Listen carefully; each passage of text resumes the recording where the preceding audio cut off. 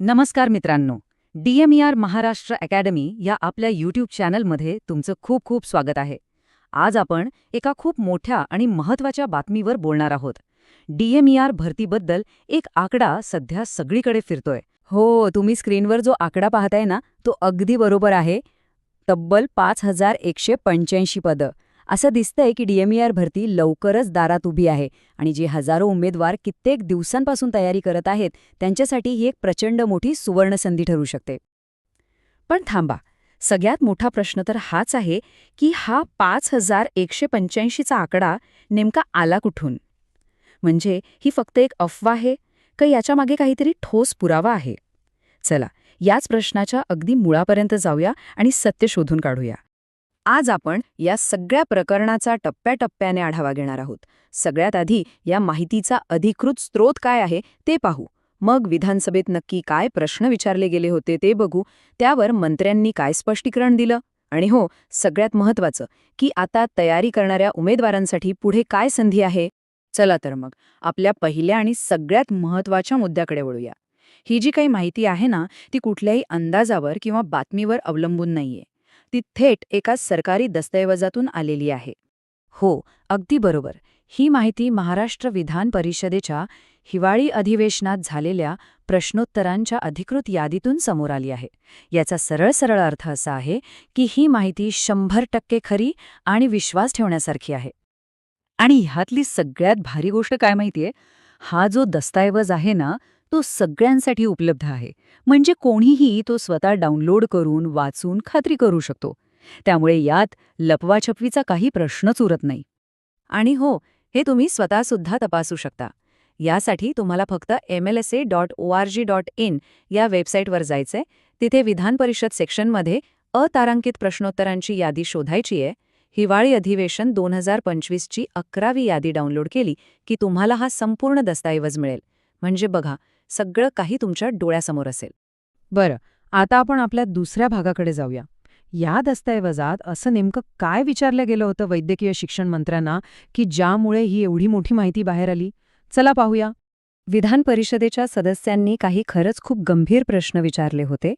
त्यांनी विचारलं की राज्यात 35,000पेक्षा जास्त मंजूर पदं असताना त्यातली 9,000हून अधिक पदं रिक्त आहेत, हे खरं आहे का? आणि एक धक्कादायक प्रश्न असा होता की जिथे 5 रुग्णांमागे 1 परिचारिका असायला हवी, तिथे प्रत्यक्षात 20 रुग्णांमागे फक्त 1च परिचारिका आहे का? यावर सरकार काय पावलं उचलत आहे? आणि आता येतोय या माहितीपत्रकातला सगळ्यात महत्त्वाचा भाग. या सगळ्या प्रश्नांवर वैद्यकीय शिक्षण मंत्री श्री हसन मुश्रीफ यांनी दिलेलं अधिकृत उत्तर काय होतं? चला आता तेच बघूया. मंत्र्यांनी आपल्या उत्तराची सुरुवातच अगदी स्पष्टपणे केली. त्यांनी सदस्यांनी मांडलेले ते 35,000 पदांचे आणि 9,000 रिक्त जागांचे आकडे सरळ सरळ फेटाळून लावले आणि म्हणाले, हे खरे नाही. आणि इथेच खरा खुलासा होतो. मंत्र्यांनी स्पष्ट केलं की एकूण मंजूर पदं 35,000 नसून ती 16,088 आहेत आणि त्यामुळेच रिक्त पदांचा आकडा 9,000 नाही, तर अधिकृत आकडा आहे 5,185. हे बघा, हा तक्ता सगळं काही अगदी सोपं करून सांगतो.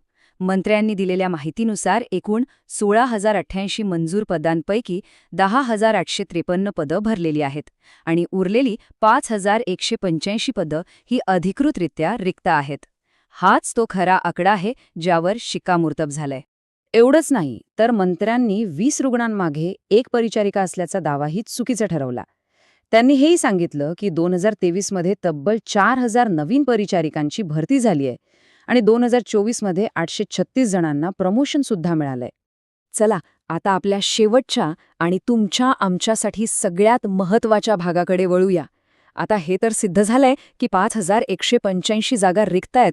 पण मग आता पुढे काय? जाहिरात कधी येणार?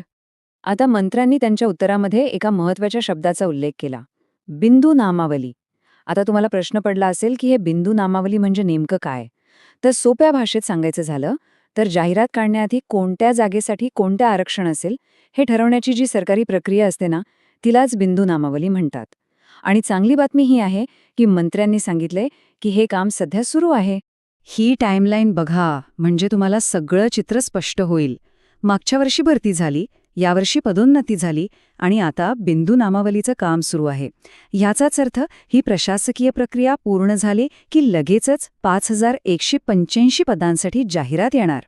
तर मग आजच्या चर्चेचा सार काय? तर 5185 जागा रिक्त आहेत हे आता अधिकृतरित्या कन्फर्म झालं आहे. यामध्ये स्टाफ नर्स म्हणजेच अधिपरिचारिका यांसारख्या महत्त्वाच्या पदांचा समावेश आहे. बिंदू नामावलीची प्रक्रिया सध्या सुरू आहे आणि ती पूर्ण होताच भरतीची जाहिरात प्रसिद्ध केली जाईल.